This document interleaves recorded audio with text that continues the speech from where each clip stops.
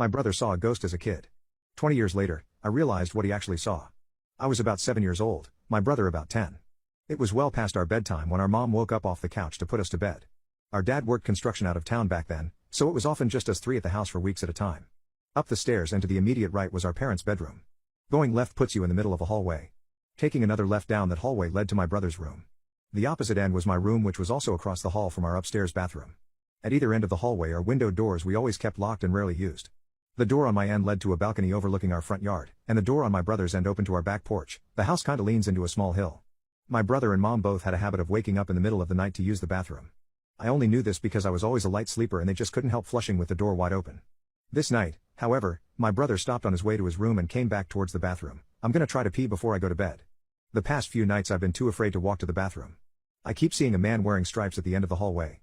I don't know if my mom wrote it off as my brother telling ghost stories to try to scare me or if she was already half asleep and didn't catch it, but she didn't react at all to my brother's confession. I, on the other hand, was terrified by it. The fear of seeing a ghost like that at the end of the hallway or through the windows is the reason I started running from the stairs to my bedroom at night.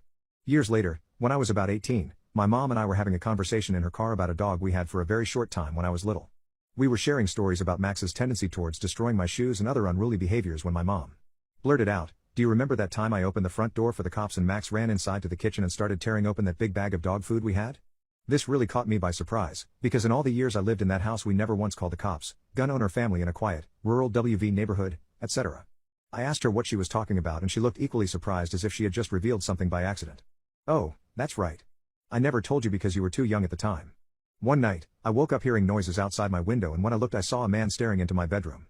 She went on to describe how turning on the lights caused him to take off running and how she grabbed my dad's pistol before calling the cops.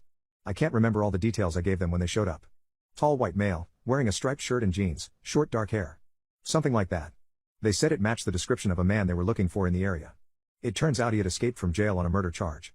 Now, I know it sounds so obvious hearing those two stories back to back, but it wasn't until a few years ago, in my mid-20s, that I pieced together that my brother had unknowingly warned us about a murderer who spent multiple nights casing our home.